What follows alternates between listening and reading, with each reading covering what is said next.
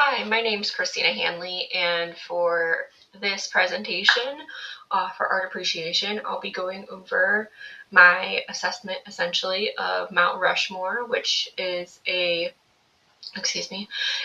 sculpture that was created in 1941. It's technically called Mount Rushmore, the National Memorial, and it was completed in 1941. From top to bottom, it's a 60-foot tall sculpture created by Boutson Borglum and Lincoln Borglum. It was carved into the side of the mountain, and it's the faces of George Washington, Thomas Jefferson, Theodore Roosevelt, and Abraham Lincoln. The medium used is granite, and it was sculpted using dynamite, jackhammers, hand tools, and sanders.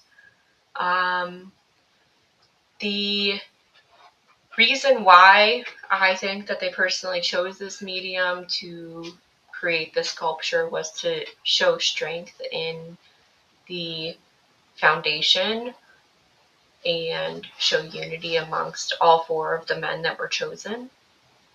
The form is a three-dimensional sculpture in the side of the mountain. It is pretty controversial when it was first being created. The Lakota Native Americans were very upset by it.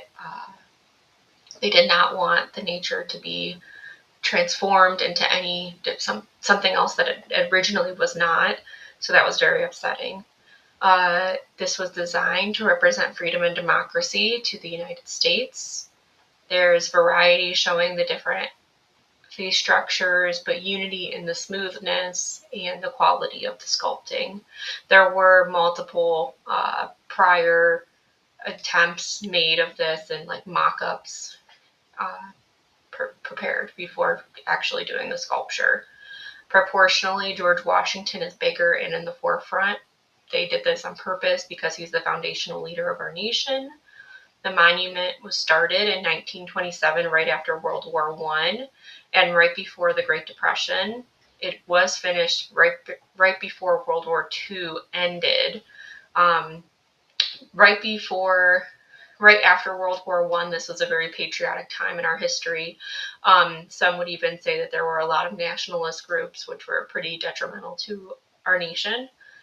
There was a lot of patriotic people, though, and this was a very patriotic sculpture to create in the side of a mountain. I mean, our foundational leaders were sculpted into that, and civil rights leaders and activists. So, my personal interpretation of the sculpture is that it's a great example of American culture, patriotism, and our founding fathers. A lot of people like to interpret things their own ways, and I like to think that, this is a part of our history and something that we should be very proud of, just like our Statue of Liberty or our Washington National Monument. It's something that founded our country, and people look up to it as something amazing. When I think of patriotic monuments like this, like I said, the Statue of Liberty, I think of the Liberty Bell, the Washington Monument. These all come to mind.